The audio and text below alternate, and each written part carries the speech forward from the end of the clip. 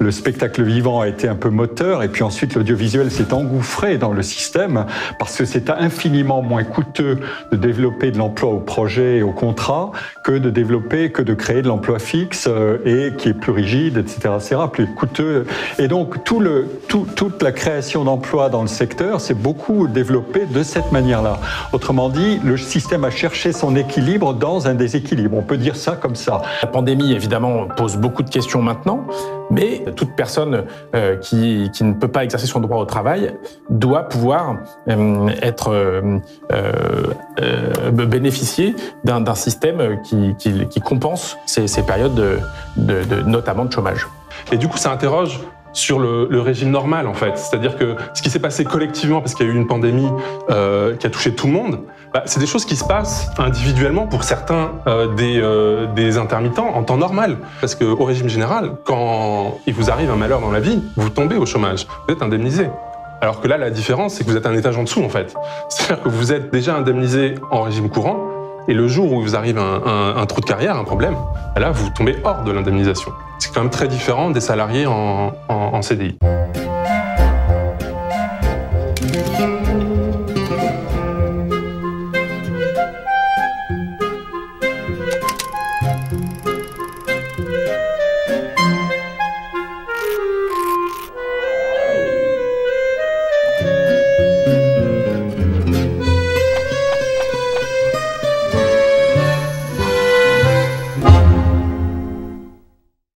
Bonjour et bienvenue sur le plateau de Profession Culture. Ces prochains mois devrait avoir lieu la renégociation de l'assurance chômage.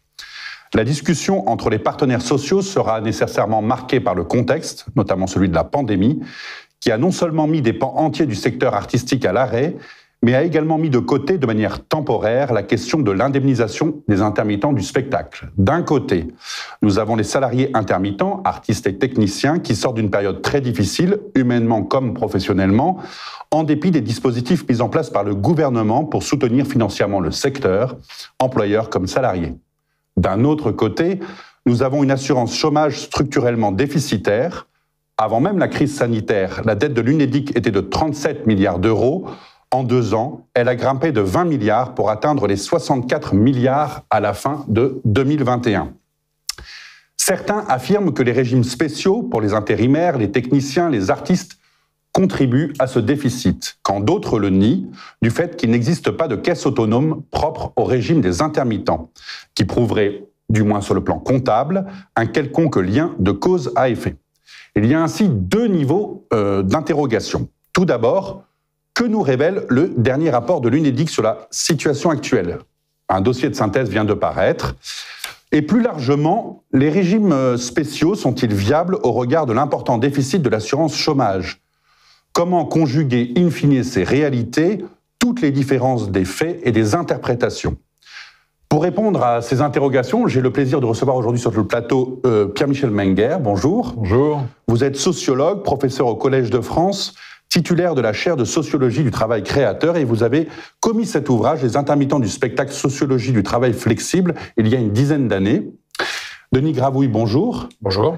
Vous êtes secrétaire général de la CGT Spectacle. Et enfin, Mathieu Grégoire, bonjour. Bonjour. Vous êtes sociologue du travail et de l'emploi, maître de conférences à l'Université Paris-Nanterre. Alors, vous avez aussi commis plusieurs ouvrages, dont ce rapport, paru en 2021, Emploi discontinu et indemnisation du chômage, quels usages des contrats courts. Et aujourd'hui, pour m'assister, j'ai le plaisir d'accueillir Clément Monnier, qui est directeur du Chèque Intermittent et par ailleurs producteur de cette émission, qui posera des questions peut-être plus techniques sur les questions que nous allons aborder. Alors ma première question, ma première interrogation, le premier point de cette table ronde portera évidemment sur le dossier de synthèse de l'Unédic lié à l'indemnisation des intermittents du spectacle. Quels enjeux tirez-vous de ce nouveau rapport? En quoi la situation a-t-elle évolué après 2 ans notamment de crise?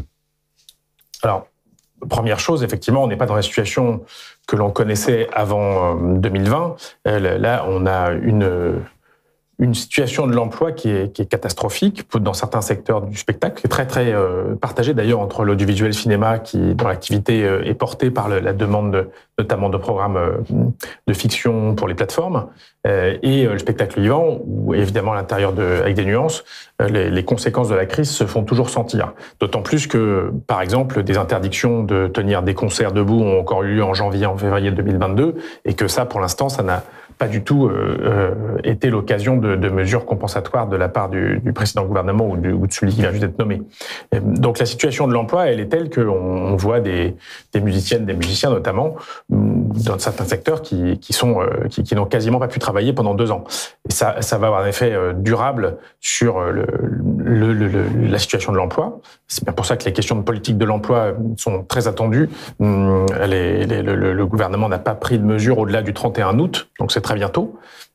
Et donc, évidemment, sur les droits sociaux. Donc c'est un fait majeur parce qu'on peut pas regarder la renégociation, par exemple, des annexes 8 et 10 ou de l'assurance chômage en général, sans regarder ce à quoi a servi l'assurance chômage pendant ces 2 années et à ce à quoi elle n'a pas servi aussi. Puisque par ailleurs, il y a eu une réforme du régime général faite par le gouvernement extrêmement violente en termes de baisse d'indemnisation pour des travailleurs qui ne sont pas ceux du spectacle, mais qui sont ceux qui leur ressemblent le plus, qui sont justement les intérimaires, les CDD, tous ceux qui sont concernés par la discontinuité d'emploi en dehors du spectacle, qui ont été le plus touchés par les baisses d'indemnisation. On voit des indemnisations à 4,31 € par jour, par exemple, qui n'ont aucun sens, quoi. On a des indemnisations chômage qui sont en dessous des minima sociaux, par exemple, des RSA ou autres. Pierre-Michel Benger. Il faut d'abord rappeler que l'indemnisation des intermittents est un système qui est unique au monde et que la France l'a développé depuis une 50aine d'années et c'est un système qui est envié par beaucoup à l'étranger et qui a prospéré, qui a grandi régulièrement. Les courbes sont très régulières. Dans le document de l'UNEDIC que vous avez montré, les courbes sont très régulières. Et puis tout d'un coup, évidemment, il y a cette pandémie qui bouscule tout sur 2 plans. Premièrement, parce que les comptes se déséquilibrent, les comptes personnels des intermittents et les comptes assurantiels des organismes et des employeurs, bien sûr. Le public est prié de ne pas venir et quand même un mécanisme très important, protecteur très important a été l'année blanche, c'est-à-dire qu'on a prorogé les droits automatiquement des intermittents, ce qui était exceptionnel dans l'exception française, ce qui était tout de même à l'honneur d'une politique publique qui a pu faire les choses. Mais il y a un deuxième aspect qui est l'aspect d'éviction des spectateurs, les habitudes qui ont été prises par les spectateurs ou les consommateurs de culture, évidemment, se sont modifiées. Et j'avais regardé ces choses-là dans un chapitre d'un ouvrage, La société qui vient, qui est paru cette année de Didier Fassin. On voit la tension entre ce qu'est être spectateur ou auditeur dans un spectacle vivant, être avec les autres, ce qui était interdit, et consommer de l'image, consommer du flux audiovisuel. Et on voit que la part du flux audiovisuel grimpe continuellement, avant même déjà la pandémie, et que ça a continué, et ça a explosé. Et tous les loisirs qui se sont recalés sur ces loisirs privés, domestiques, par exemple l'explosion aussi de la consommation de jeux vidéo et des choses comme ça. Et donc ça veut dire que, est-ce qu'il y a ce qu'on appelle un effet cliquet, c'est-à-dire est-ce qu'on reviendra ensuite à des situations normales ou pas? Denis Gravouille vient de mentionner les musiciens, c'est un point, par exemple, très important pour l'équilibre de la vie professionnelle des artistes. Les musiciens sont parmi ceux des artistes qui travaillent sur 2 plans. Les plateformes, la mise en ligne des contenus ne rapportent pas beaucoup. En revanche, les concerts sont la matière clé de leurs revenus par le travail et par les périodes interstitielles chômage indemnisé. Et cet équilibre-là, et je rappelle que les musiciens sont la population la plus nombreuse parmi les artistes intermittents. Donc on voit là quelque chose qui se modifie profondément. Un collègue américain avait publié un excellent livre qui s'appelle Rockonomics, qui montrait déjà ces aspects d'équilibre complexe entre donner un spectacle sur scène devant des spectateurs et pour, au fond, s'assurer une vie et puis se faire connaître avec les effets considérablement inégalitaires des plateformes qui amplifient les écarts de réputation de manière vertigineuse, le spectacle vivant agissant comme un égalisateur d'une certaine manière. Mathieu Grégoire ? Oui, simplement quelques éléments de cadrage comme ça. Il me semble, la première chose, je voudrais corriger une petite erreur que vous avez commise dans votre introduction, c'est qu'il n'y a pas de déficit. C'est-à-dire que pour le coup, il n'y a pas donc a fortiori pas de déficit structurel.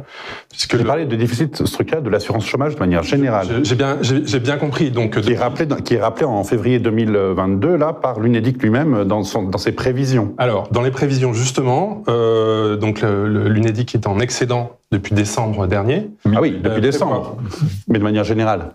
Sur une dette cumulée de 64 milliards. On parle de dette ou on parle de déficit, je sais pas. Donc si on parle de déficit, je vous dis qu'il n'y a pas de déficit. En 2022, donc l'excédent est prévu pour 2,2 milliards d'euros. En 2023, de 4,1 milliards d'euros. Et 5,4 milliards d'euros en 2024. Donc ça, ce sont les prévisions de l'UNEDIC. Donc c'est un élément de contexte quand même qu'il faut avoir en tête.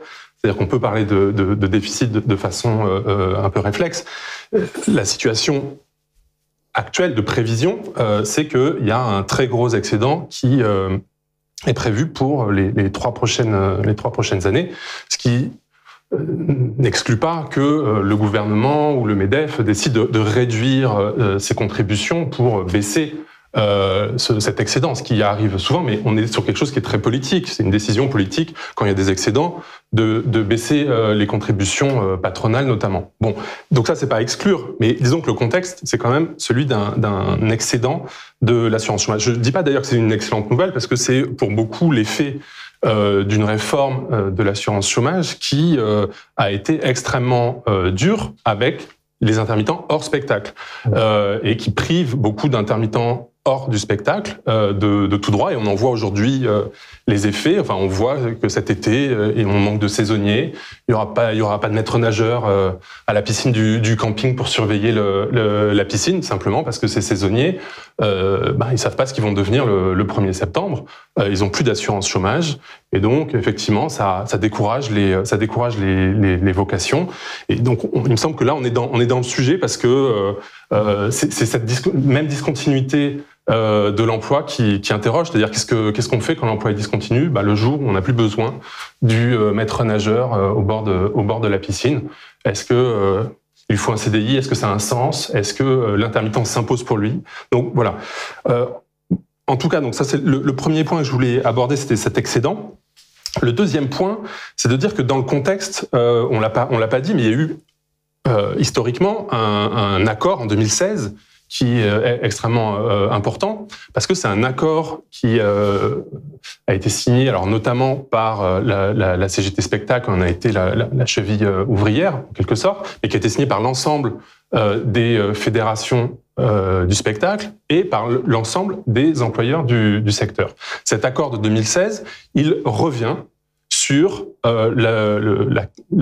l'accord de 2003, c'est-à-dire que l'accord qui avait créé un énorme conflit social, on s'en souvient, et il revient notamment d'une certaine manière en marquant la victoire des intermittents dans ce conflit qui a duré 13 ans, notamment avec le retour au seuil symbolique de 507 heures en 12 mois, donc qui avait été réclamé depuis 13 ans, avec un système de date anniversaire. Enfin, on pourra en reparler dans le détail, mais donc, dans le contexte, ce qui est très important, c'est de voir qu'il y a eu ça. En 2016, il y a eu ce retour, cette victoire des intermittents qui ont réussi à imposer leurs revendications contre les partenaires sociaux à l'échelle interprofessionnelle, le MEDEF, la CFDT qui était contre. Et donc, on peut voir, alors, les choses sont un peu biaisées par le Covid qui est arrivé ensuite, mais on peut voir l'évolution. Ce qui est intéressant, c'est de voir ce qui s'est passé depuis 2016. C'est-à-dire, on annonçait beaucoup de choses, beaucoup de malheurs aux annexes 8 et 10 à cause de cet accord qui ouvrait large, disons, qui ouvrait plus large, qui revenait à la situation d'avant 2003 du point de vue de ce seuil. Et on n'a rien observé de tout ce qui avait été annoncé, alors par les services de l'UNEDIC qui prévoyaient des effets de comportement, qui prévoyaient notamment que les intermittents allaient réduire leur durée de travail, etc. Ce qu'on voit très bien dans ce dossier, c'est que Le temps de travail mensuel des intermittents est plutôt stable. En réalité, on peut même penser qu'il a un peu augmenté parce qu'on a intégré en gros 12 000 personnes qui sont plutôt en bas des volumes de travail, qui représentent des volumes de travail faibles. Donc on aurait dû mécaniquement observer une baisse. On l'a pas observé, ça veut dire que globalement, le temps de travail a augmenté. Même chose pour les salaires. On aurait pu imaginer, donc Pierre-Michel Menger l'a fait par le passé, imaginer un système dans lequel on va vers une paupérisation, de plus en plus d'intermittents qui se partageraient un gâteau qui grossirait pas à la même vitesse, donc des salaires en baisse. On observe tout l'inverse, c'est-à-dire que les salaires sont excessivement stables de 2016 à 2019, et la part que représente l'indemnisation dans le budget de chacun a plutôt diminué. Alors qu'on prévoyait effectivement une socialisation massive, le fait que la précarisation aidant, les intermittents se déportent. Je termine. Oui, se déportent massivement sur l'indemnisation, ce qui n'est pas le cas. Exposé magistrat.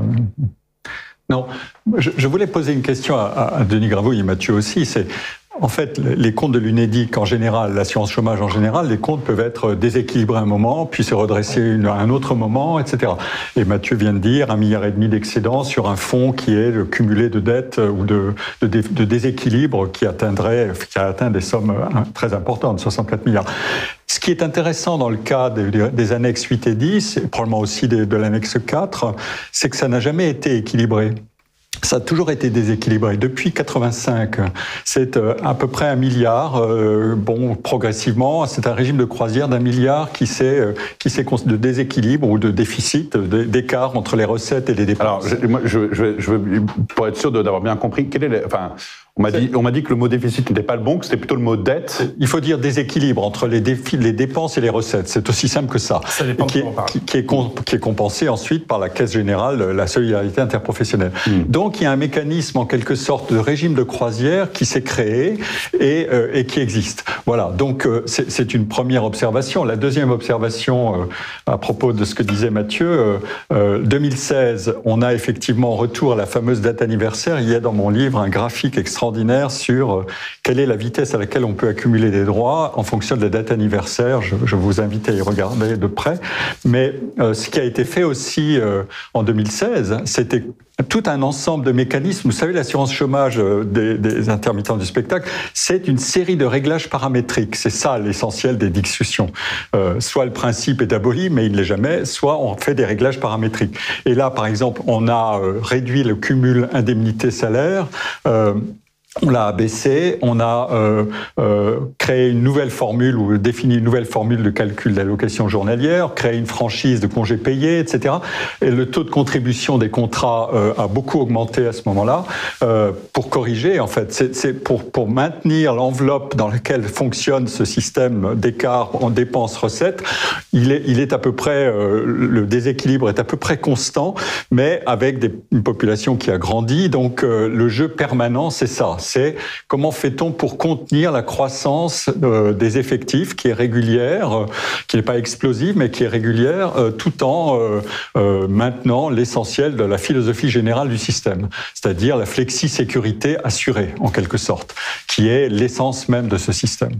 Denis Gravouille. Alors, il y a plusieurs sujets, parce que dette, déficit, déséquilibre comptable et autres. La dette de l'assurance chômage, en général, c'est un choix politique. Je suis aussi responsable pour la CGT du dossier assurance chômage en général. Je vais vous raconter une anecdote qui est très éclairante. 22 mars 2014 à minuit 15, quand l'accord est signé, que l'on le conteste, notamment parce que un quart d'heure avant la fin, on découvre qu'il y a 90 millions d'euros d'économies sur le dos des intermittents. Ça se termine par une séquence qui a été marquée par le chantage à la dette permanent du MEDEF sur le déséquilibre. La dette est insupportable, alors qu'il y avait eu des choix d'aller vers cette dette et de refuser, par exemple, de mettre en place un fonds de garantie dans les périodes d'excédent, et qui était pourtant prévu par un accord en 2000. Et 3 jours après, on est en bureau de l'UNEDIC, et là, il faut parler du financement de la dette, du recours au marché financier. Et là, il y a le président MEDEF calme tout de suite ses troupes en disant attention, maintenant on est passé dans la séquence gestion et plus dans la séquence négociation. Donc tout va bien, il faut rassurer les investisseurs. La dette de l'assurance chômage est largement financée à quasiment 0% pour 10 ans. Voilà, c'était 3 jours après. Donc c'était exactement ce qui s'est passé entre le 22 et le 25 mars 2014. Et ce chantage à la dette, c'est une construction. Ensuite, il y a des déficits annuels de l'ensemble ou pas, ou les excédents. Là, on retourne vers les excédents. Ça a un côté très rapide, contrairement aux caisses de retraite où il y a un effet très long selon les mesures qui sont prises, négatives ou positives. Mais en tout cas, les effets comptables sont très très longs, alors que dans l'assurance chômage, ça peut varier très rapidement selon les changements économiques. Et puis, il y a les questions de régime dans lequel il y a beaucoup de travailleurs précaires. Si on prend, évidemment, c'est comme quand si on prenait que les malades dans l'assurance maladie et qu'on regardait le déficit des gens qui sont malades. Les travailleurs précaires sont identifiés dans le spectacle à travers les annexes 8 et 10, mais il n'y a pas que des travailleurs précaires dans le spectacle, il y a aussi des travailleurs permanents à la télévision ou autres. D'ailleurs, on se bat, nous, régulièrement, quand le MEDEF nous accuse d'être dans un système qui incite à la triche, on leur rappelle qu'on a fait condamner leur copain Patrick Pleulet, ex-patron de TF1, pour l'abus du recours à l'intermittence au pénal. Donc, c'est bien tout ce contexte-là qu'il faut regarder. Bon, l'accord de 2016, j'y vais rapidement, et Mathieu Grégoire a eu raison de rappeler ce fait majeur, parce que, bien sûr, ça s'est fait dans un environnement contraint. Il n'empêche que il a fallu 13 ans pour rétablir, et pas seulement rétablir, améliorer un certain nombre de points. Je prends un autre exemple qui est souvent passé sous silence, mais je suis très content qu'on ait réussi dans l'accord de 2016 à faire en sorte qu'un retour de congé maternité ne soit pas pénalisant. Les congés maternité faisaient que, au retour à l'assurance chômage, on se retrouvait, les femmes concernées se retrouvaient avec une indemnisation en baisse parce que la période de congé maternité ne comptait pas. On a réussi à trouver par un mécanisme de calcul un tout petit peu simple mathématiquement à faire en sorte que ce soit neutralisé. Ça nous paraît être un élément de justice, surtout que les congés maternité continuent à être un frein aux carrières, mais au moins pas à l'indemnisation quand on revient de ce congé. Donc, pour finir, provisoirement, la question, elle est indissociable, on l'a dit, des politiques de l'emploi. La question de la pandémie, évidemment, pose beaucoup de questions maintenant, mais on a un système qui relève d'une visée qu'on cherche à la CGT, qui est d'essayer de faire en sorte qu'il y ait des droits attachés à la personne pour que on puisse, même en emploi discontinu, se retrouver à ne pas être pénalisé par la perte d'emploi. C'est un peu d'ailleurs le principe de la sécurité sociale, du Conseil national de la résistance. C'est toute personne qui ne peut pas exercer son droit au travail doit pouvoir bénéficier d'un système qui compense ces périodes notamment de chômage. Mathieu Grégoire ? Oui, juste pour abonder dans l'idée dans laquelle la dette, il y a quelque chose de politique. C'est un choix politique de faire de la dette et qu'il n'y a pas tout. C'est une politique assez nouvelle en réalité. Je ne porte pas de jugement sur cette politique, mais si vous vous reportez au début des années 90, on faisait strictement l'inverse. C'est-à-dire au début des années 90, quand le chômage va très très mal, les partenaires sociaux se retrouvent tous les 6 mois pour baisser les droits, pour baisser les dépenses, et les cotisations en revanche montent. Là, on a de plus en plus de besoins et de plus en plus de chômage, donc les cotisations patronales montent. Le contexte actuel, il est très différent parce que le patronat ne veut pas toucher à sa cotisation, à son taux de cotisation. Et une des raisons, c'est effectivement, Denis l'a dit, c'est qu'on peut emprunter vraiment pas cher. C'est-à-dire que quand on emprunte à 0%, la question se pose de dire, plutôt que d'augmenter les cotisations, est-ce qu'il faudrait mieux pas faire de la dette? C'est le raisonnement du patronat. C'est pas le mien, c'est le raisonnement du patronat. Et donc, qui joue ça. Et donc finalement, cette dette, elle est construite comme ça. Elle est construite sur le fait que aujourd'hui, on gère par les marchés financiers, par l'emprunt, cette dette de l'UNEDIC, et qu'on a d'ailleurs le raisonnement strictement inverse. Le gouvernement, en tout cas, le raisonnement, c'est assez stupéfiant. Le raisonnement strictement inverse à ce qui se faisait avant. C'est-à-dire qu'aujourd'hui, le gouvernement dit les choses vont mieux, on va baisser les droits. Alors qu'auparavant, on disait les choses vont mal, on n'a plus de moyens, on va baisser les droits. Là, vraiment, donc on a une inversion totale de la logique entre ce qui se passait au début des années 90 et ce qui se passe aujourd'hui, et qui est liée en partie, oui, à cette idée qu'on a recours à l'emprunt pour financer les allocations. Mais c'est une politique. Juste Clément Monnier. Oui, moi j'ai une question concernant Alors, on ne parle pas de déficit, mais on parle de déséquilibre des annexes 8 et 10. Est-ce que ces annexes ont vocation à être équilibrées? Est-ce qu'elles ont été pensées pour être équilibrées? Est-ce que ça a du sens de chercher l'équilibre de ces annexes? On va faire une réponse, si vous voulez. Mais Allez-y, Pierre-Michel. Merci Mathieu. Le système des intermittents a été construit sur l'idée que le CDDU, le CDD d'usage, concerne des emplois qui sont par nature discontinus. Au début, il y avait peu d'emplois par nature discontinus. Quand on regarde l'état des professions du spectacle dans les années 70-80, il n'y en avait pas beaucoup. Et peu à peu, de plus en plus d'emplois se sont transformés en emplois par nature discontinus. Autrement dit, la nature était une construction sociale, en quelque sorte. Les employeurs avaient intérêt à développer un système d'emploi au contrat, au projet, et à faire assurer leur personnel par l'assurance chômage. Donc, c'était ça l'essence même de la chose, et peu à peu, le système s'est retrouvé en régime de croisière, puisqu'il était entendu que tout intermittent pouvait alterner des périodes d'emploi et des périodes de chômage sécurisées, en quelque sorte. Mais ça voulait dire aussi que cet emploi-là s'est construit littéralement, l'emploi dans les spectacles, dans les festivals, le spectacle vivant a été un peu moteur, et puis ensuite l'audiovisuel s'est engouffré dans le système, parce que c'est infiniment moins coûteux de développer de l'emploi au projet et au contrat que de créer de l'emploi fixe et qui est plus rigide, etc., plus coûteux. Et donc, toute la création d'emplois dans le secteur s'est beaucoup développée de cette manière-là. Autrement dit, le système a cherché son équilibre dans un déséquilibre. On peut dire ça comme ça. Et de fait, le régime de croisière qui est écart dépenses-recettes d'1 milliard, dans une croissance continue est de cet ordre-là. Ça veut dire aussi que pour chacun, dans l'audiovisuel par exemple, l'intermittence est préférée par ceux qui travaillent beaucoup à un emploi fixe. Ça, c'est sûr et certain. J'ai travaillé avec les syndicats sur ces questions-là quand on a fait de la prospective de l'emploi. C'était absolument massif. Mais il faut arriver à travailler beaucoup, il faut être très demandé. Pour les artistes, c'est très différent parce que l'emploi est beaucoup plus discontinu, la demande n'est pas écrite, l'audiovisuel a bénéficié d'une demande fantastique, d'une explosion de la production, alors que le spectacle vivant, c'est beaucoup plus complexe et les métiers du spectacle vivant sont plus hétérogènes, etc. etc. Ça, c'est en quelque sorte, le jeu s'est constitué comme ça. Les salariés prenaient l'emploi tel qu'il était constitué de manière discontinue et cherchaient à se couvrir. Les employeurs avaient intérêt à développer de l'emploi discontinu parce que c'est beaucoup moins coûteux et qu'ils n'ont pas à gérer les carrières. N'oubliez jamais ça, ils n'ont pas à gérer les carrières. Le DRH du secteur, c'est l'UNEDIC qui fait les comptes de passage entre le chômage indemnisé et le salaire. C'est eux qui tiennent tous les comptes des individus. C'est le DRH. Et les employeurs du secteur avaient donc intérêt à ça.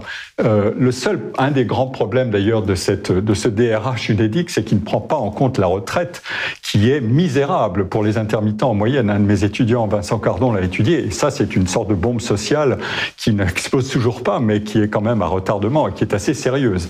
Et puis l'État, en quelque sorte, assurait le système en essayant de faire en sorte que ça continue, parce que sa politique culturelle était moins coûteuse avec ce type d'emploi qu'avec de l'emploi permanent. La CGT, à un moment donné, a lutté pour obtenir de l'emploi permanent dans les structures, et puis on a vu que c'était très difficile, etc. Ça a progressé beaucoup moins vite.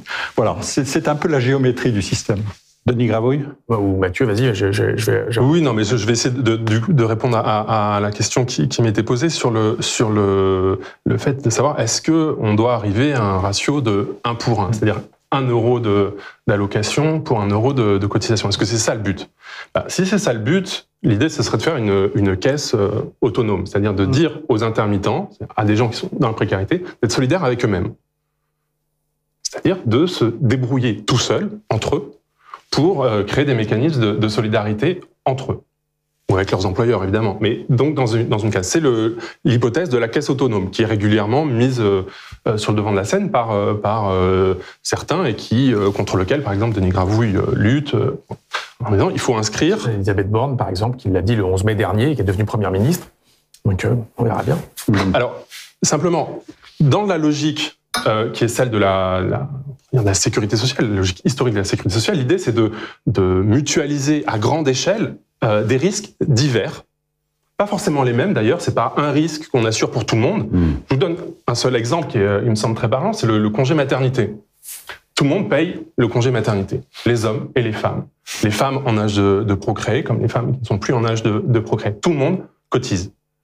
Évidemment, si vous faites une balance analytique et que vous regardez combien ça rapporte en termes d'allocation aux hommes et combien ça leur coûte, forcément vous avez un énorme excédent. Et si vous regardez uniquement, si vous faites de la comptabilité analytique et que vous regardez uniquement la balance des femmes, eh bien évidemment, elles reçoivent plus d'allocations qu'elles cotisent. Pourquoi ? Parce que simplement, on a fait l'équilibre à une autre échelle.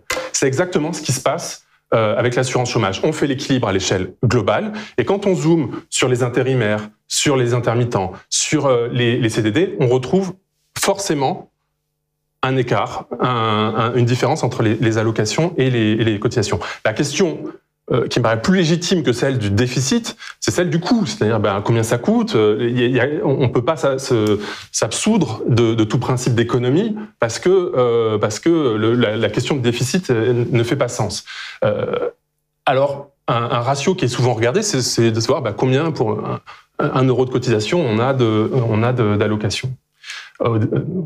2001, c'était quasiment 1 pour 9. 1 euro de cotisation pour 9 euros d'allocation. On est descendu aujourd'hui, alors je passe sur le Covid, mais disons, prenons avant, en 2019, on est environ à 3,5. Alors, est-ce que c'est suffisant ? Est-ce que c'est pas suffisant ? Moi, j'ai pas de réponse, mais simplement, j'ai quelques éléments de comparaison. Un élément de comparaison, c'est que en 2011, la Cour des comptes, justement, avait fait un rapport. C'est la seule fois où on s'est intéressé aux autres. Parce qu'on s'intéresse beaucoup aux intermittents du spectacle.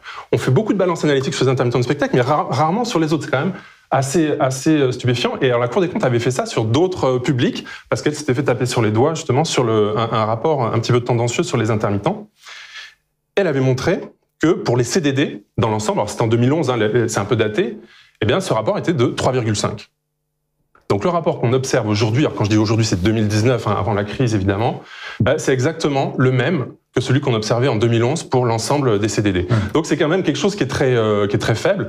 Je rappelle aussi un autre élément pour cadrer le débat, c'est que le MEDEF et la CFDT dans leur lettre de cadrage qui était imposée de 2016 exactement, eux ils réclamaient un rapport de 1 à 3 pour l'horizon 2020. Donc bon, on n'y est pas, on est à 3,5. Mais enfin, ça te donne quand même des ordres de grandeur de ce dont on parle. Le rapport à 6,2 de 2020 qui est lié à la crise, pour vous, il n'est pas à plat durée, ce rapport-là. Pas du tout, c'est clairement... Enfin là, on a eu... tout le monde a vu ce qui s'est passé. Avec, oui, non, mais je pose la question pour la... Il n'y a pas eu d'activité, on a remplacé de l'indemnisation... travail par l'indemnisation. Oui, le travail par l'indemnisation. Donc, fatalement, c'est quelque chose, c'est une situation qui est totalement exceptionnelle. Une question que je me pose, moi, quand même, c'est qu'en préparant cette table ronde, moi, contrairement à vous, je suis béotien, donc je suis journaliste, je me renseigne, je vois quand même qu'à travers les 15 dernières années, c'était valable avant, mais les 15 dernières années, je lis vraiment des positions extrêmement... tranché et contradictoire sur la question de la dette, du déficit. Enfin, le déficit, c'est un mot utilisé par Bruno Coquet, par exemple. J'ai lisé des articles de Frédéric Charbonnier qui était plutôt aussi en train de dénoncer un système en disant que lui, c'était plus la fraude quand même qui était le problème plus que... Mais chacun a des nuances. Mais c'est quand même un endroit qui cristallise énormément les passions. Et d'ailleurs, c'est assez étonnant pour moi de voir que vous êtes sociologue, mais en face, ceux qui dénoncent sont beaucoup aussi des économistes. Alors, je me dis, est-ce que c'est une façon... en tout cas, Frédéric Charbonnier et Bruno Coquet le sont, les deux exemples que j'ai cités. Alors, je me dis, est-ce que c'est une question de perspective ? Pourquoi ça cristallise ? Est-ce que c'est une question d'opposition politique, une question d'opposition universitaire, économique ? Je me pose... voilà. Je vais essayer de répondre, et puis je vais rebondir sur ce que disait Pierre-Michel Menger sur un point sur lequel je suis d'accord. Les questions de politique d'emploi sont structurantes. Les questions de politique d'emploi dans le développement, notamment à partir de 81, se sont effectivement basées sur leur recours essentiellement précaire. Et c'est une question, c'est pour ça qu'on s'est toujours essayé de se battre sur les deux terrains. Autant il faut défendre les droits de ceux qui sont précaires, autant il faut essayer de limiter, d'encadrer la précarité, de recourir à de l'emploi plus stable. Et quand je dis l'emploi plus stable, je prends au sens large, notamment en développant même pour les intermittents des temps de travail cumulés qui sont plus importants. Il vaut mieux vivre de son travail que vivre du chômage. C'est ce qu'on passe notre temps à dire, notamment dans les ministères en matière de politique d'emploi. C'est ce qui a conduit, par exemple, après l'accord de 2014 qu'on a dénoncé, à ce qu'il y ait plutôt de l'argent mis par l'État l'État sur des politiques d'emploi, notamment à travers les fonds PEPS, que de participer et de mettre le doigt dans la participation au financement des annex 8 et 10. Cette question des politiques d'emploi, elle est valable, y compris au niveau du régime général. Le développement de la précarité, les millions de travailleurs précaires, intérimaires, en CDD, et puis maintenant même des travailleurs qui sont même pas salariés, avec l'ubérisation des travailleurs non salariés et autres, ce sont les multiples recettes du patronat pour faire en sorte que le coût du travail, comme ils disent, soit le plus léger possible, et en particulier qu'ils n'aient pas à leur charge l'assurance chômage. Donc la question, c'est d'arriver à trouver des systèmes qui permettent à ce qu'il y ait une stabilité, et c'est ce qu'on défend par exemple nous avec à la CGT du côté du nouveau statut du travail salarié. On peut supprimer l'assurance chômage quand on aura mis en place ce qu'on a décidé, puisqu'il n'y a plus de chômage, on a dit qu'on a séparé l'emploi du travail. Même si on ne travaille pas en continu, on a une garantie de revenus et d'évolution de revenus. Donc, alors pour redire ça, c'est une perspective lointaine. Pour l'instant, les batailles continuent, et les batailles, notamment sur l'emploi. Et là, je suis d'accord avec vous sur le fait que il faut regarder tout. Il faut regarder notamment le double discours du MEDEF qui nous flingue régulièrement en disant c'est un scandale, vous faites reposer sur l'assurance chômage vos politiques de l'emploi, mais ils n'ont fait que la même chose avec l'annexe 4 des intérimaires jusqu'à qu'ils n'en aient plus besoin et qu'il y a un volant de travailleurs précaires tellement énorme qu'il n'ait plus besoin de l'annexe 4 et qu'il la supprime entre 2014 et 2017. Donc c'est exactement la même chose. Alors, la fraude rapidement. La fraude, Pôle emploi a produit un rapport sur la fraude. La fraude, c'est 0,4% des allocations. La fraude, c'était... En général. Et pour les années suivantes. Je l'ai mentionné comme une incise par rapport à Frédéric Charbonnier, par rapport à sa thèse. Mais moi, ce qui m'intéressait, c'était de savoir pourquoi la question de la dette cristallise. C'est du bruit. Ces arguments de fraude, c'est invérifiable. C'est un triangle entre l'employeur, le salarié et l'assureur. L'assureur, elle est sous-informée. Il ne peut pas être derrière chaque contrat. J'avais été dans une convention de personnel des acédiques d'Annecy où je voyais un poster la personne qui était chargée de faire des contrôles sur la validité des contrats. Il y avait des centaines de milliers de contrats, peut-être 10 000 qui étaient examinés à la loupe, 500 qui commençaient à poser problème et 0 qui arrivait en tribunal. Donc ça ne marchait pas, c'était un truc impossible. Donc il faut arrêter ce gris-gris qui ne sert à rien parce que on ne peut pas coller un inspecteur du travail derrière chaque contrat. Le système d'emploi est précisément fait pour ne pas tomber dans ce genre de farce. Mais en revanche, ce qui est plus intéressant, c'est de voir le jeu stratégique complexe des acteurs. Des syndicats peuvent défendre la sécurité du travail d'un côté et protéger ce qui est sectoriel de l'autre, comme la CGT. Le MEDEF veut lui-même se débarrasser des systèmes qui sont trop déséquilibrés et en même temps développe dans le sillage de la légitimation d'une forme de flexibilité très offensive, comme l'a été à un moment donné l'intermittence du spectacle, il développe lui-même le travail au contrat. Et le travail à la mission. Et de multiples dispositifs se créent progressivement. Le portage salarial, par exemple, est une manière pour des gens qui travaillent en mission de se faire salarier et d'obtenir ensuite de l'indemnisation des périodes discontinues, alors que ce sont au départ du travail, c'est une forme de travail indépendant. Ça se répand internationalement, d'ailleurs, ce qu'on appelle le contract work, des questions comme ça. Donc, il y a une double réflexion à mener. Il y a une réflexion sectorielle. Comment se comporte un système, par exemple, l'intermittence du spectacle, quel est son périmètre de mutualisation, entre parenthèses, les fonctionnaires qui sont des gros consommateurs de spectacles et de culture ne cotisent pas ou si peu à l'assurance chômage, pour des raisons qui sont bien compréhensibles, ils ne connaissent pas le chômage et le risque de chômage, les fonctionnaires. Mais on pourrait en discuter, de la mutualisation, du périmètre de mutualisation. Et deuxièmement, l'effet d'exemplarité d'une forme de flexibilité assurée en quelque sorte. Ce que Denis Gravouille appelle le droit attaché à la personne. Évidemment, ce serait une sorte d'état-providence flexible. Le problème, c'est quelle est sa viabilité exacte du point de vue comptable, du point de vue financier. Jusqu'où peut-on aller pour s'assurer soi-même et assurer et mutualiser la forme sans créer des effets d'aubaine multiples. Les employeurs qui disent allez hop, tout le monde intermittent, les employeurs qui disent tout le monde insubordonné, surtout pas de contrat permanent de travail, etc. Là, il y a un problème de viabilité du système qui n'a pas été défini. Et les économistes n'ont pas grand-chose à dire là-dessus, je crois. Les juristes s'en sont emparés, beaucoup, mais n'ont pas mis des données sur la table, parce que c'est difficile à faire. Les comportements peuvent s'adapter très vite à un système qui se modifie. L'effet comportemental, il est très important, évidemment, dans ces systèmes-là. Alors, juste pour finir sur la caisse autonome, parce que ça rebondit aussi sur ce qui a été dit, on a dit la même chose des congés payés quand ils ont été mis en place. Bon, et pourtant, il y a des congés payés, et ça a même généré d'autres activités. On a dit la même chose de la sécurité sociale, et tout le monde s'est dit, par exemple, dans la crise de 2008, qu'on avait besoin d'un système de sécurité sociale. On vient de vivre une pandémie dans laquelle il y a eu des décisions qui étaient complètement au contraire de ce qu'on pouvait attendre d'un gouvernement très libéral, en l'occurrence, tout le quoi que l'on coûte. Donc, il y a quand même surtout assuré le capital, puisque l'activité partielle, par exemple, n'a pas du tout couvert les contrats à durée déterminée et encore moins les intermittents du spectacle. Mais le système, il peut se mettre en place.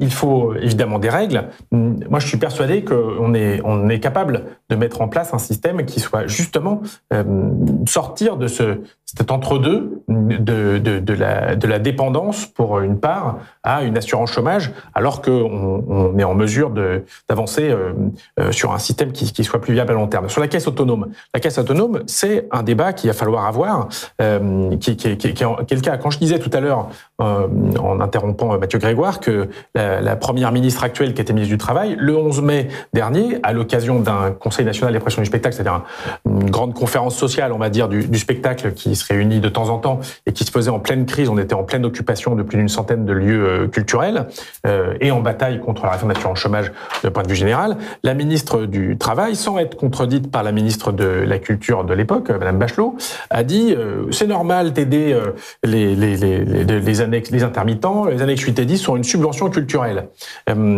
Et ça, c'est un aveu de comment ça a été détourné par y compris une partie des employeurs du spectacle et comment ça a été, et c'est extrêmement dangereux. Là où l'État doit avoir une politique, c'est une politique de l'emploi, une politique d'abord d'accès à la culture et de démocratisation culturelle, une politique de l'emploi et une gestion sociale autour. Et ça, c'est une vraie question. Mais encore une fois, quand on avance ce point-là, il faut aussi regarder ce qui se fait dans d'autres secteurs, parce que la politique industrielle, elle est aussi basée largement sur le recours à la flexi-sécurité, largement au profit des employeurs. Il suffit de regarder justement comment a été mis en place l'activité partielle pendant la crise. On a aussitôt assuré le capital qui n'a pas du tout été mis à contribution, puisqu'il n'y a pas un seul dividende qui a été taxé pour financer, par exemple, l'activité partielle, alors que l'État a imposé, d'une part, que les 2 tiers soient financés sur fonds publics et qu'un tiers soit mis à la charge de l'UNEDIC sans aucune concertation. Je vous donne une autre anecdote. Alors que nos amis, nos adversaires du MEDEF siégeant à l'UNEDIC sont régulièrement en train de dire oui, l'État doit prendre ses responsabilités, machin. Là, on avait des bureaux exceptionnels toutes les semaines de avril à juin 2020, et en visio évidemment, pour regarder les milliards tombés. On a sorti 5 milliards par mois. On est arrivé pendant 2-3 mois. Et donc, c'est ce qui a conduit à ce qui est un alourdissement de la dette de l'UNEDIC de 14 milliards, essentiellement dû à l'activité partielle. Pour 1 milliard, ce sont la prolongation des droits des intermittents, sans lesquels il y avait la moitié des intermittents qui se retrouvaient sans rien à fin 2020, puisqu'il n'y a plus d'activité, il n'y a plus de génération de droits. Et c'est bien ça qui s'est passé, ce double discours sur le rôle de l'État dans l'assurance chômage, dans un système qui se veut libéral, mais qui a toujours besoin qu'on aille privatiser les pertes, comme on dit, pendant qu'on nationaliser les pertes d'ailleurs, c'est plutôt l'inverse. Mathieu Grégoire ? Oui, non. Alors pour donner un aperçu de ce que ça voudrait dire une caisse autonome, il faut voir que1 point de cotisation sur les intermittents du spectacle, c'est environ 20 millions d'euros. 1 point de cotisation sur le régime général, c'est 6 milliards d'euros. Donc c'est 300 fois plus. Donc c'est pour ça qu'effectivement, dès qu'on parle de caisse autonome, on parle de concentrer des sommes monstrueuses sur un très faible nombre d'employeurs, ce qui fait que c'est rarement conçu comme quelque chose de pragmatique. C'est-à-dire qu'en gros, alors j'ai fait un petit calcul rapide, mais en gros, si vous vouliez transférer 1 milliard d'euros vers une caisse autonome, il faudrait augmenter le taux de cotisation patronale qui est actuellement à 9,05 plus 0,5 points de majoration. Je parle sous votre contrôle. Il faudrait le monter à environ 70%. Donc si vous avez 70% de taux de cotisation juste pour cette caisse autonome, auquel il faut ajouter toutes les autres cotisations, on arrive largement à des taux de cotisation de plus de 100%. Donc on comprend que c'est quand même une sorte de révolution qui opérait, qui est pas très pragmatique. Je termine. Et après, il y a l'idée qui va avec, qui souvent, et qu'on a vu aussi dans la réforme de l'assurance chômage, c'est de moduler en fonction du recours à l'intermittence. Que ceux qui ont le plus de recours à l'intermittence payent plus de cotisation que ceux qui ont moins. Donc ça veut dire que ce 110% là de taux de cotisation, il faudrait encore le majorer pour certains et le minorer pour d'autres. Alors de combien, ça dépend du choix de paramétrage, effectivement. Mais bon, ça veut dire quand même qu'on minore pour TF1, qui a beaucoup d'emplois stables, et on majore pour la petite compagnie qui, n'a que des intermittents. Alors la question, je termine. La question, c'est qu'est-ce qui se passe dans cette hypothèse ? Qu'est-ce qui se passe dans cette hypothèse ? Parce qu'il y a toujours l'idée qu'il faut défavoriser l'intermittence parce que c'est de la précarité, etc. Mais qu'est-ce qui remplace ? Ça, c'est jamais dit. Qu'est-ce qu'on met à la place ? Est-ce qu'on va mettre du CDI ? Est-ce qu'on va prendre des gens en CDI ? Est-ce qu'on va mettre du stable à la place ? Ou est-ce qu'on va mettre rien ? Et évidemment qu'on va mettre rien. C'est-à-dire que là, si on va voir une petite compagnie, on lui dit, écoutez, vous allez augmenter votre masse salariale de 60% du brut elle met la clé sous la porte. En fait, elle arrête d'embaucher des intermittents. Et donc, il y aura moins d'intermittents et pas plus de permanents. Donc, c'est ça qu'il faut regarder. C'est-à-dire comment concrètement on chiffre ces choses-là. Et une fois qu'on les a chiffrées, je pense que les choses sont quand même beaucoup plus claires. C'est intéressant. Évidemment, moi j'ai construit un scénario pour introduire en quelque sorte une vérité des comportements. On sait tout sur la consommation des droits de chômage indemnisé des salariés intermittents. On ne sait rien sur les comptes des employeurs qui emploient des intermittents. L'UNEDIC n'a jamais donné le compte employeur par employeur, le bilan. Voilà les gens que j'ai employés. Voilà ce que ça a coûté à l'assurance chômage. Ça, on ne me l'a jamais dit. Moi, j'ai proposé un système qui s'inspirait de la loi historique de 1898 qui a défini l'entreprise et qui a défini l'accident du travail. Autrement dit, il y avait un risque et il fallait moduler les cotisations des employeurs, sinon les employeurs profitaient abusivement de situations dangereuses et accidentogènes.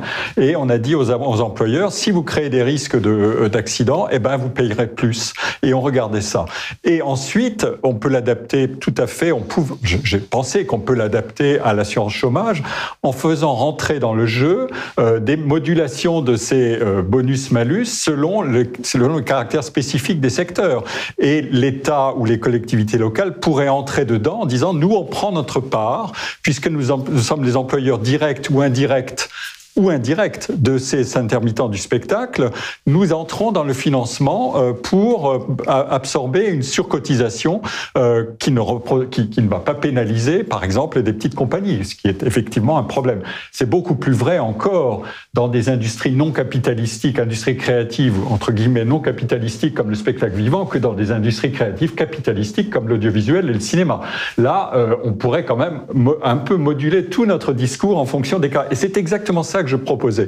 Moduler les caractères, la surcotisation ou la responsabilisation des employeurs, la moduler en fonction d'une série de caractéristiques, exactement comme ça a été fait pour les accidents du travail.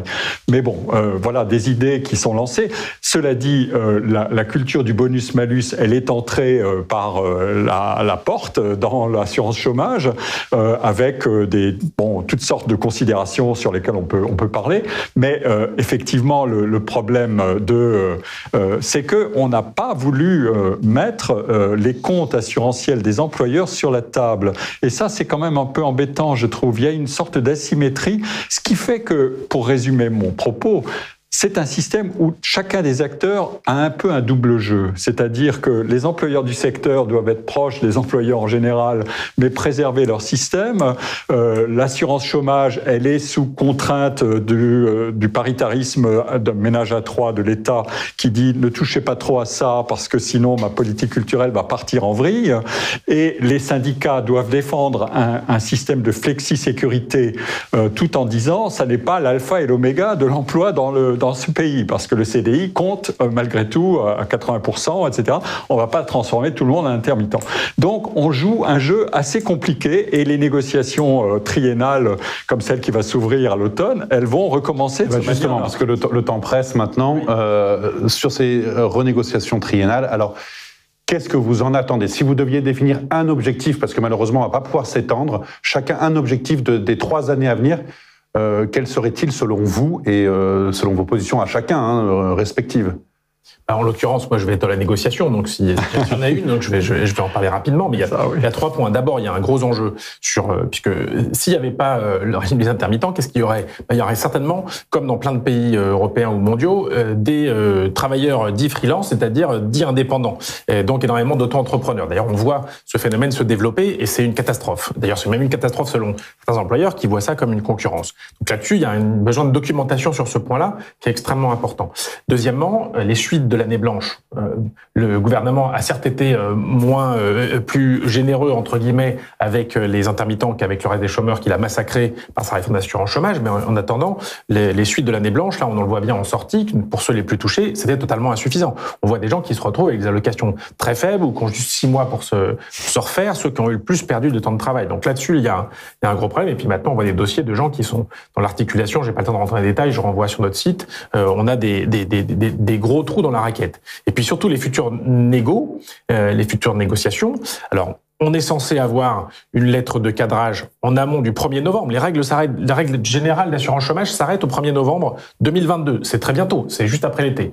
Et comme il faut un temps pour négocier, le gouvernement est censé, selon la loi de 2018, envoyer une lettre de cadrage aux organisations représentatives au niveau interprofessionnel très bientôt, peut-être en juillet, peut-être en septembre, on verra, ou bien prolonger les choses, on ne sait pas comment, mais envoyer cette lettre. Et du coup, les mêmes organisations interprofessionnelles sont censées écrire, en vertu de la loi de 2015 cette fois-ci, une lettre de cadrage aux organisations du spectacle, dont la nôtre, pour donner pour négocier dans ce cadre-là. Donc déjà, la rédaction de ces lettres de cadrage, tant de l'État, comme on l'a vu, la première a été catastrophique et a conduit à un échec des négociations en 2019, que la lettre descendant de l'Interpro vers le spectacle sont source d'énormes dangers et peuvent mettre le feu aux poudres. Donc déjà, ça va être un enjeu considérable. Ensuite, en termes de négociation, qu'est-ce qu'on veut? Nous, on veut continuer à protéger à travers ce système et en évaluer. On avait signé un accord, encore une fois unanime, début 2019 dans le spectacle pour modifier un certain nombre de choses qui avaient été mal traduites, notamment sur des franchises. Mais il faut continuer à regarder les effets de ce que ça peut produire. Et nous, on veut évidemment ne surtout pas détruire ce qui a été reconstruit en 2016, notamment les syndicateurs sur 12 mois. Mais il faut améliorer un certain nombre de points. Et c'est ce qu'on va essayer de défendre dans un contexte qui risque d'être particulièrement tendu. Parce que, effectivement, ça a été dit en entrée de jeu, du coup, ça devient un régime spécial. Au départ, ce n'était qu'une adaptation du régime général. Et on sait ce qui peut se passer, on le voit bien sur les retraites, sur les régimes dits spéciaux, qui sont en fait ceux qu'on on dit qu'il a beaucoup bougé, mais en réalité, qui est resté le plus fidèle à l'esprit de départ, pendant qu'on massacrait les droits de tous ceux qui ressemblaient à des intermittents hors spectacle. Et c'est bien ça, d'ailleurs, je renvoie aux études de Mathieu Grégoire et Claire Vives sur le sujet, qui a étudié le dossier au régime général entre 89 et 2020. Donc c'est ça qu'on va voir, et puis on verra bien. Ce qui est vrai, pour terminer, c'est qu'il y a un rapport de force qui existe dans le domaine du spectacle, parce que on est la première organisation syndicale du secteur, parce que il y a une habitude de se battre, et on l'a encore vu au printemps dernier, qui est qu'on n'arrive pas aussi facilement, ou en tout cas aussi grandement, à mettre en œuvre pour des millions de travailleurs précaires, y compris à la CGT, alors qu'il y a entre 8 et 10 millions de personnes qui sont concernées par la précarité de l'emploi d'une façon ou d'une autre. Et ça, tant qu'on n'arrivera pas à s'organiser mieux, on se retrouvera à voir ce déséquilibre s'opérer entre l'intermédiaire du spectacle et le massacre qui se produit pour des millions de travailleurs précaires qui ont parfaitement le droit aussi d'avoir une prolongation des droits en cas de pandémie et une sécurité sociale intégrale, y compris contre le chômage. Mathieu Grégoire ?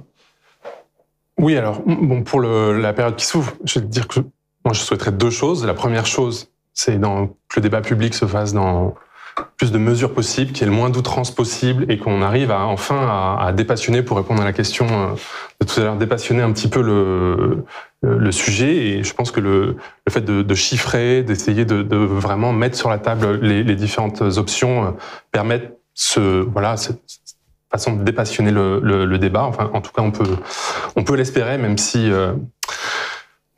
c'est sûrement un vœu pieux. Et alors, la deuxième chose, c'est quelque chose qui m'a marqué, moi, vraiment que j'avais pas bien compris avant le Covid. C'est au fond ce système des annexes 8 et 10, il est très performant pour gérer l'intermittence rapprochée, c'est-à-dire des séquences emploi-chômage rapprochées en temps normal. Mais qu'est-ce qui se passe quand on s'arrête totalement de travailler ? C'est ce qui s'est passé avec le Covid.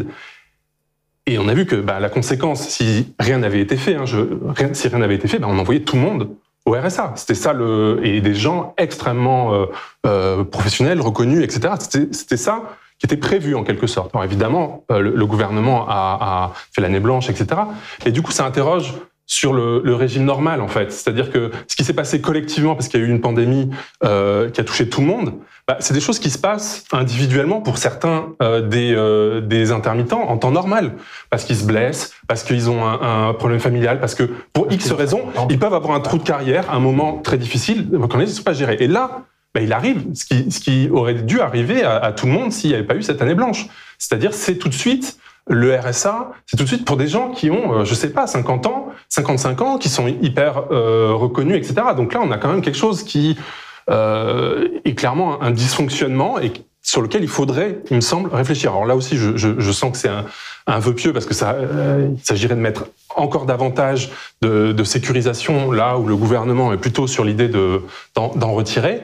Mais voilà, il me semble que c'est une piste de travail pour faire de l'inertie, pour faire en sorte que aussi les droits se cumulent avec le temps, que des personnes qui ont acquis des droits ne les perdent pas tout d'un coup parce qu'il leur arrive un malheur dans la vie, etc.